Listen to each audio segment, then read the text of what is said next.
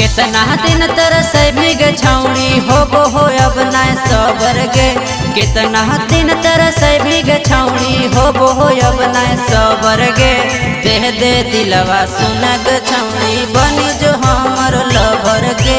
दे दिलवा सुनग छौड़ी बनी जो हमर लवर गे। कितना दिन तरस भीग छौड़ी होबो हो अब ना सबर गे। कितना दिन तरस भीग छौड़ी होबो हो अब ना सबर गे। दे दिलवा सुनग छौड़ी बनी जो हमर लवर गे। दे दिलवा सुनग छौड़ी बनी जो हमर लवर गे।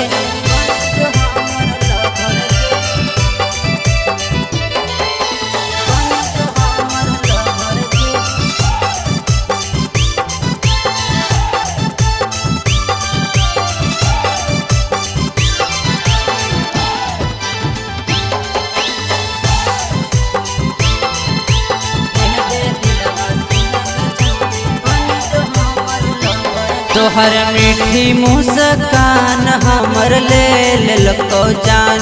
तोहर रूप वाला को हो छौड़ी दूतिया के चान।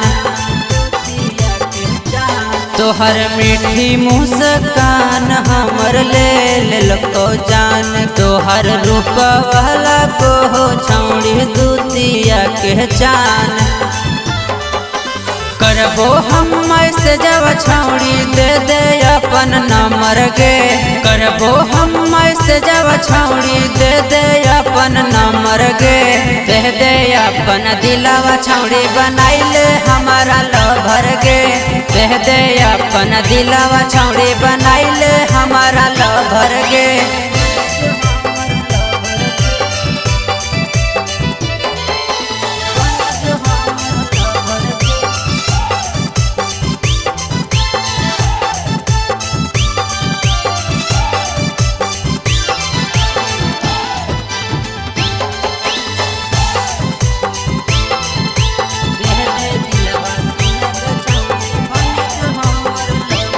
तोरे खातिर खाली रखल हियो दिलवा के दुकान।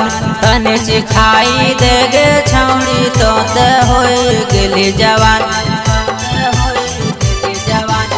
तोरे खातिर खाली रखल हियो दिलवा के दुकान। तने सिखाई दे गे छौड़ी तो हो गेली जवान। कहो हो संतोष आशीष से तू भेज दी है खबर गे। कहो हो लकी मिठाल से भेज दी है खबर गे। दे अपन दिलवा छौड़ी बनाइले हमारा लवर गे।